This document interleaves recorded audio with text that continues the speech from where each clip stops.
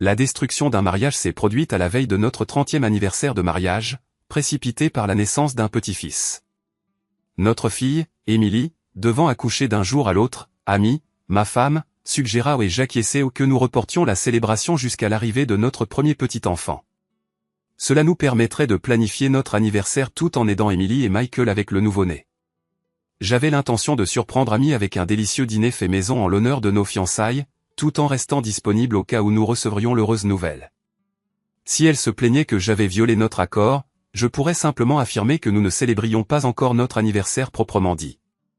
J'admettais la fragilité de cette excuse, mais Ami travaillait sans relâche ces derniers temps, et je désirais faire quelque chose de spécial pour elle. Je suis rentré tôt pour commencer les préparatifs. J'ai méticuleusement recréé notre dîner de fiançailles, un filet de porc grillé infusé de feuilles de sauge fraîches, du riz au citron, des petits pois et un cheesecake au chocolat blanc et aux framboises. Pour le dessert, j'ai orné la table d'un bouquet de lys blanc immaculé et de bougies parfumées. J'ai même maîtrisé l'art de plier les serviettes en forme de lys. Ami, fidèle à elle-même, est rentrée tard. Entrant dans la cuisine depuis le garage, elle a jeté sa serviette avec désinvolture sur le comptoir et a contourné la salle à manger sans même un regard, se dirigeant directement dans le couloir vers notre chambre. Elle n'a pas remarqué les images et les arômes que j'avais amoureusement orchestrés, n'offrant qu'un salut machinal, « Salut, Chris ». C'était devenu de plus en plus fréquent, mais j'ai choisi de l'ignorer ce soir-là, compte tenu de l'occasion spéciale. Sa préoccupation pour son téléphone n'a pas été une surprise. Employée dans une agence de publicité prometteuse, elle courtisait activement un client potentiel dont la signature du contrat rapporterait une prime substantielle et la propulserait de plusieurs échelons vers le poste d'associé junior. Comme elle le soulignait fréquemment, une communication ouverte était primordiale à ce stade des négociations. Néanmoins, le fait qu'elle ait complètement ignoré mes efforts pour recréer notre dîner de célébration m'a profondément blessé. J'ai tranché le filet, l'ai disposé sur le riz, y ai saupoudré des petits pois, puis je me suis installé à ma place habituelle à table, attendant le retour d'Ami. Son absence s'est prolongée plus longtemps que d'habitude, mais lorsqu'elle est finalement entrée dans la salle à manger, elle a exprimé son approbation. Oh, Chris, c'est tout simplement fantastique. Je lui ai présenté une coupe de champagne et ai proposé un toast à 30 glorieuses années avec la plus belle femme que je connaisse. Elle a légèrement pâli et m'a regardé avec des yeux écarquillés. Chris, ce n'est pas aujourd'hui, n'est-ce pas? Je n'ai pas raté ça, si? Je ne savais toujours pas si elle avait oublié la date ou notre anniversaire tout court. Non, ma chérie, notre anniversaire est demain. Nous avions convenu de le célébrer après la naissance de Noah, tu te souviens. Alors, tout ce tralala, c'est pourquoi? Non pas que je n'apprécie pas, a-t-elle ajouté précipitamment. Je voulais te témoigner mon amour, mon appréciation pour toi et ma fierté de t'avoir comme épouse, ai-je répondu délibérément. C'est merveilleux, Chris. Merci. C'est ce que nous avons mangé à notre dîner de célébration. Tu te souviens. Oh mon Dieu, c'est tellement attentionné. Oh, Chris. Ses yeux se sont remplis de larmes et mon cœur s'est réchauffé. Il semblait qu'elle appréciait mes efforts, même si je devais explicitement attirer son attention sur eux. Eh bien alors, continuons. Le plus tôt nous aurons fini, le plus tôt nous pourrons glacer le gâteau, ai-je plaisanté. Elle m'a adressé ce sourire sensuel que j'aimais tant, bien qu'il soit devenu rare ces derniers temps. Cependant, avant qu'elle ne puisse prendre sa première bouchée, son téléphone omniprésent a tinté avec un message entrant. Elle l'a récupéré, l'a lu un instant, a souri et a commencé à taper une réponse furieuse. Elle a souri une fois de plus. Par la suite, elle a attendu longtemps une réponse. J'ai senti que cet échange était destiné à durer. Au diable, ai-je pensé. Je vais juste manger. Au moment où j'avais consommé la moitié de mon repas, elle a finalement levé les yeux vers moi et a souri. C'est Émilie qui parle de la grossesse, a-t-elle dit, reportant immédiatement son attention sur son téléphone. J'ai fini mon dîner avant qu'Ami n'ait réussi à consommer ne serait-ce qu'une seule bouchée. Je me demandais si elle remarquerait même mon absence si je me levais et quittais simplement la table. Avant que je puisse mettre cette théorie à l'épreuve, j'ai reçu un message de notre gendre, Michael, félicitations, grand-maman et grand-papa. Noah Christopher Tané, un garçon, 3600 grammes et 54 cm. Il a 10 doigts et 10 orteils. À 19h16, la mère et le fils se portent bien. La pauvre Émilie a travaillé pendant 11 heures. Comment était-ce possible? Elle était en train d'envoyer des SMS à Emily, mais hélas, quel imbécile j'étais. Je me suis senti abasourdi, comme si j'avais été jeté par-dessus bord d'un bateau de croisière, sans que personne ne le remarque. Ami. Elle continuait de taper sur son téléphone. Ami. Je m'exclamai. Murmura-t-elle sans quitter l'écran des yeux. Comment va Emily? Évidemment, elle a un peu peur, Chris, répondit-elle avec une pointe d'irritation. Elle n'arrive toujours pas à se décider pour la péridurale. Eh bien, elle ferait mieux de se décider rapidement, car elle a déjà accouché. Je comprends. Elle reprit son sourire narquois et continua de composer ses messages. Elle était tellement absorbée par la conversation qu'elle manqua à la fois le message de Michael et mes paroles. Elle venait de me mentir, et compte tenu de sa soi-disant communication ouverte, de ses soirées tardives et de son manque d'attention envers moi, je finis par comprendre la raison, elle me trompait. Quand elle finirait par lire le message de Michael, elle réaliserait que j'étais au courant de sa tromperie. Je me levai lentement, en prenant soin de ne pas interrompre son acte de trahison, et me retirai dans mon bureau. Comme je le soupçonnais, elle ne remarqua rien. Le bureau était le seul endroit que je pouvais vraiment appeler mien. 16 ans auparavant, lors de l'achat et de la rénovation de ce vieux manoir, j'avais spécifié aux décorateurs une esthétique masculine, et ils avaient réalisé exactement ce que je désirais, une véritable atmosphère de pavillon de chasse. Mon élément préféré était l'énorme cheminée à bois. Il existe une certaine qualité apaisante au feu, et à ce moment-là, c'était précisément ce dont j'avais besoin. J'allumai un petit feu dans la cheminée, en utilisant seulement quelques bûches coupées en 4. Je laissai le registre et la cheminée complètement ouverts pour permettre aux flammes de brûler fort et vite. J'avais besoin d'un feu puissant pour me calmer et me vider la tête. On dit que les pyromanes mettent le feu aux maisons pour satisfaire une envie incontrôlable. Je ne savais pas pourquoi Amy avait cherché à incinérer notre mariage, mais elle avait certainement allumé ce fichu incendie. J'avais besoin de réfléchir. Je me versai un peu de bourbon bon marché et allumai un cigare à $3. Je réservais les bonnes choses pour les occasions plus joyeuses. Le feu dans la cheminée s'était réduit à des braises incandescentes. J'étais sur le point de terminer l'élaboration de mes plans à court et à long terme dans mon esprit quand Amy frappa doucement à la porte et entra. « Chris, dit-elle doucement. Pardonne-moi. Je ne sais pas quoi dire d'autre. Je ne savais pas ce que je désirais entendre de sa part. À tout le moins, je m'attendais à une reconnaissance de la douleur profonde qu'elle m'avait infligée. Elle fut incapable d'offrir une explication. Le divorce était la seule voie à suivre. Tu n'as rien à dire? Je vais commencer à chercher un avocat immédiatement. Je te suggère de faire de même. Je ne veux pas te perdre, Chris. Tu m'as déjà perdu. Je ne resterai pas marié à quelqu'un qui me témoigne un tel manque de respect. Chris, tu as utilisé la grossesse d'Emily comme couverture. Je l'interrompis. Tu as eu une liaison juste devant moi, sous mon nez. Adultère. Je ne peux pas concevoir quelque chose de plus irrespectueux que tu aurais pu faire. Je n'ai jamais eu l'intention de te manquer de respect, Chris. Je sais que ça ne semble pas convaincant, mais je t'aime vraiment. Je tirai une longue bouffée de mon cigare et expirai un anneau de fumée. Je le regardai s'éloigner jusqu'à ce qu'il se dissipe complètement. Juste pas assez pour garder tes jambes fermées pour un idiot. Pas assez pour lui dire que tu n'étais pas intéressé et le renvoyer chez lui. Amy pleurait. C'est ça le problème. J'étais curieuse. Je ne voulais pas que ça arrive. Crois-moi, j'ai lutté contre ces sentiments. Je ne voulais pas cette complication plus que toi. Je ne pouvais juste pas arrêter de l'aimer, tout comme je ne pouvais pas arrêter de t'aimer. Un autre anneau de fumée. Donc, elle ne le quitterait pas, même si cela signifiait le divorce. Elle en était incapable. Alors tu l'aimes? Oui. Et tu m'aimes? Oui, Chris, de tout mon. Elle réalisa à quel point ce qu'elle allait dire sonnerait absurde. Je lui soufflai un anneau de fumée directement au visage. Pas tout à fait. De tout ton cœur. Puis elle sanglota, essuya ses yeux, puis se moucha. Je n'aurais jamais cru qu'il était possible d'aimer deux hommes, dit-elle. Mais c'est le cas. J'en suis la preuve vivante. Je suis désolé. J'aimerais que ce ne soit pas vrai. Mais ça l'est. Amy, depuis combien de temps aimes-tu ce type? S'il te plaît, Chris, ne sois pas grossier. Au diable toi, Amy. Ne me dis pas comment gérer l'effondrement de mon mariage. Depuis combien de temps, bon sang? Elle devint pâle et ses épaules se raidirent.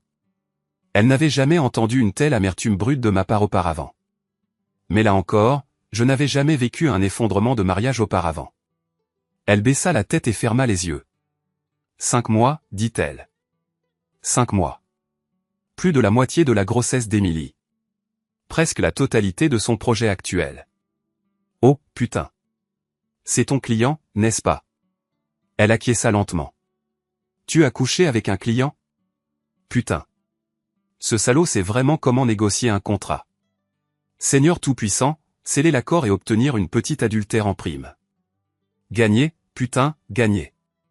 Il n'y avait aucune possibilité qu'elle l'aime ou qu'il l'aime. Ils n'avaient pas eu suffisamment de temps pour développer un lien étroit avant de commencer leur petit jeu de chambre à coucher. Elle l'avait probablement poursuivi dès le premier jour. Je crois que c'est un pur tissu d'ânerie, ami. Il n'y a pas d'amour ici. Il voulait juste te surpasser pour décrocher un contrat lucratif, et tu l'as sacrément laissé faire. Non, arrête, Chris. Ce n'est pas vrai.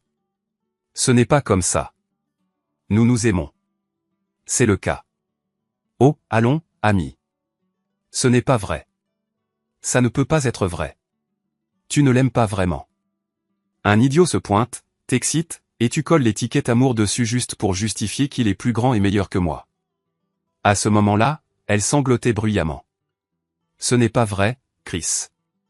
Ce n'est pas vrai. Ce n'est pas vrai. J'ai attendu qu'elle se reprenne et se calme. Il était temps de mettre fin à ces sottises. Ami, combien de temps avons-nous fréquenté avant de nous fiancer? 9 mois, sanglota TL. En 9 mois. Nous avons tous deux réalisé que notre affection mutuelle justifiait le mariage. Combien de temps a-t-il fallu à cet imbécile pour te déshabiller? 9 heures. Elle a poussé un cri et s'est enfuie de mon bureau. Bien-aimé, mon œil. Ami et moi avons partagé nos biens équitablement et finalisé notre divorce 6 mois plus tard. Son amant l'a abandonné immédiatement après l'exécution du contrat. Sa cible suivante n'a pas apprécié ses avances et l'a dénoncé. Sa femme a entamé une procédure de divorce. Le supérieur d'Ami a ordonné un examen du contrat. Après avoir découvert leur liaison, ils ont conservé ses services au sein de l'entreprise, cependant, elle a reçu un blâme officiel et n'accéderait jamais au poste d'associé junior. Lors de la première fête d'anniversaire de Noah, Émilie m'a mis à part et m'a demandé, « Papa, tu as une minute ?» J'ai observé Ami qui nous regardait nous éloigner des autres invités pour converser en privé. Émilie a commencé, « Papa, toi et maman vous entendez exceptionnellement bien. Après le divorce, je ne peux m'empêcher de me demander si vous deux ne devriez pas tenter une réconciliation. Elle t'aime, papa. Et j'ai remarqué la façon dont tu la regardes parfois. Je crois que tu éprouves encore de l'affection pour elle, toi aussi. Tu me manques, et aimes. Dieu ait pitié, elle me manque sincèrement. Comment ne pas regretter l'absence de quelqu'un qui a constitué une part importante de mon existence pendant plus de 30 ans? Mais je n'ai plus de sentiments romantiques pour elle. Du moins, pas suffisamment. Je ne peux jamais ignorer ses actes et la manière dont elle les a exécutés. Émilie a semblé embarrassée à ce moment-là. Comment fais-tu, papa? Comment peux-tu lui témoigner autant de gentillesse quand vous êtes ensemble? Je ne pardonnerai jamais à Mike s'il me trompait. Son cadavre ne serait tout simplement pas retrouvé. Cela m'a fait sourire, mais je ne pouvais pas lui expliquer. Émilie tenait Ami en haute estime, ce qui était tout à fait naturel. Cependant, l'amour supplante parfois la vérité. Elle n'accepterait jamais que sa mère ait été si profondément imparfaite. Ce n'est pas Ami qui a eu besoin de 9 mois pour développer de l'affection pour moi. Elle aurait consenti à m'épouser après notre première rencontre. C'est moi qui ai eu besoin de cette durée pour atteindre la certitude. Je ne serais jamais tombé amoureux d'elle si je n'avais pas cru cela. Fondamentalement, Ami était une personne bienveillante. Néanmoins, nous avons tous des imperfections, et certaines imperfections sont plus néfastes que d'autres. Indubitablement, les défauts d'Ami étaient dévastateurs. Mais ils n'étaient pas imputables à sa volonté, et ils lui infligeaient plus d'angoisse qu'à quiconque. Même si elle ne l'a jamais reconnu. J'ai constaté tardivement qu'Ami n'avait pas la capacité de différencier l'affection physique et l'affection émotionnelle. C'était tout simplement hors de ses capacités. Que ce soit dû à sa nature inhérente ou à son éducation, cela constituait sa composition inhérente. Elle croyait aimer 2 hommes alors qu'en réalité, elle en aimait sincèrement un et en désirait passionnément l'autre. Selon mon estimation, l'activité sexuelle dépourvue d'affection n'est que de l'activité sexuelle. L'affection dépourvue d'activité sexuelle est de la compagnie platonique. Pour Amy, ils étaient essentiellement analogues. Sa tragédie résidait dans le fait qu'elle ne rencontrerait jamais l'exaltation de la passion amalgamée à l'affection. Et pourtant, cet amalgame même constitue la force cohésive qui unit un partenariat. Pour elle, l'affection était synonyme d'activité sexuelle, et la passion était synonyme d'affection. Comment le tout peut-il dépasser la somme de ses composantes constitutives quand, pour elle, les composantes sont indiscernables? Comment ne pas éprouver de la compassion pour une personne avec de telles déficiences? Comment refuser le pardon à quelqu'un qui mérite une telle compassion? Peut-être que tout cela n'est qu'un vaste amas d'excréments équins. Mais c'est mon vaste amas d'excréments équins, et il a facilité ma capacité à pardonner à Amy, à atténuer la douleur et à avancer dans mon existence. J'ai adressé un sourire mélancolique à Emily. Chacun doit découvrir son propre chemin vers le pardon, et aime. J'ai découvert le mien. Je t'aime, papa. Je t'aime aussi, ma chérie. Nej, nordfra. Du fjerner kun VIP's. Jamen, jeg skal jo heller ikke fjerne jer mods, der skriver meget. Jeg føler bare stadig kun det mods og VIP's. Men det kan også være, at det er bare fordi, jeg tænker, så snart der er en, der har inde meget, så er det bare VIP instant. Jeg synes godt, han sugar mig, at der er en mod, som er intra. Tror jeg sgu ikke, mis umiddelbart. Kun de VIP's, der ikke er i chatten. Ja, I guess det er true. CS Majoren starter i morgen. Jeg må sgu indrømme, Snack, jeg skulle røge lidt ud af CS-verdenen. Udover, hvem var det, der sagde på et tidspunkt, at der skulle laves et stream-team i CS? Det har jeg sgu glemt. Har 5 kroner, det er den første. Ja. Nå, men er det ikke fint nok, eller hvad? Godt, vi har lava her, der kan vi endelig spille.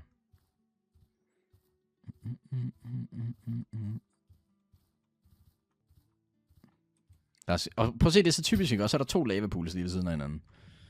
For helvede, altså.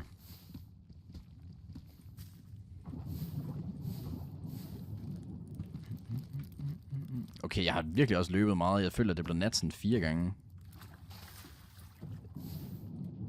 What the fuck?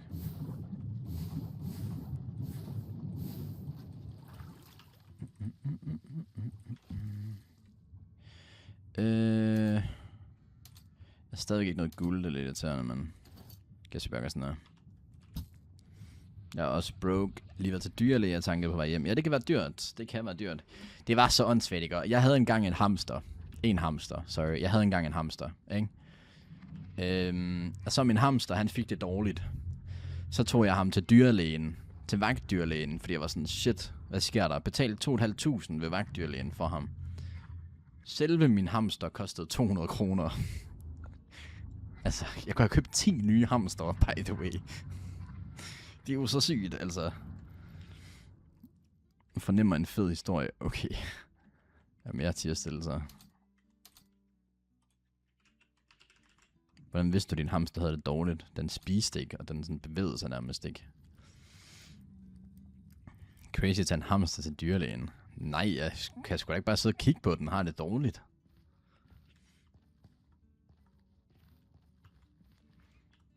Nå, vi har Ender Pearls ting derovre, og jeg skal bare lige finde ud af, hvilken vej vi skal. Vi skal langt igen, eller hvad? Nu kan jeg fandme ikke mere. Det er simpelthen løgn. Så hvad fejlede den? Det ved de ikke. They don't know. Det var meget sådan en hamster ting, I guess. De tror, at der var et eller andet med dens tænder, sådan at den gik ind i nogle nerver. Så vi skulle have haft, eller jeg skulle have haft ham til en special dyrlæge i Kolding. Eller min mor skulle have kørt mig derover med ham, right? Men ja, det nåede vi ikke. Han døde. Så unlucky, men hey.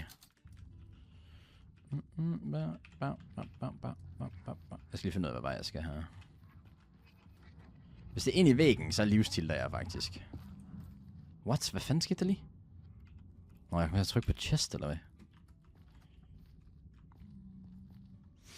Jeg skulle have haft bøjle på. Nej, det skulle have været sådan en operation. Men altså, low-key, jeg tror, det var sådan en blessing i disguise, at han døde inden. Det havde jo været sådan fucking 10.000 kroners operation for en hamster, altså. Stop med at snakke om dyremishandling. Jeg er forbandt. Hvad snakker du om? Skal du fjerne det der pinde, Smilla?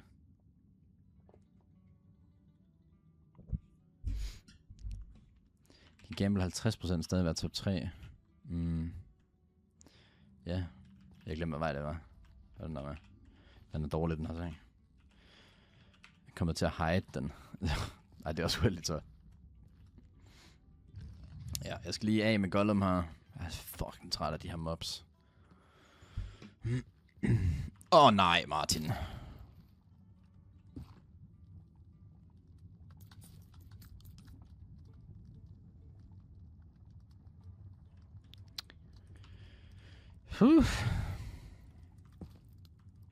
Vi prøver lige igen. Rigtig close her. Den er altså også dårlig. Hvor blev det gode musik af?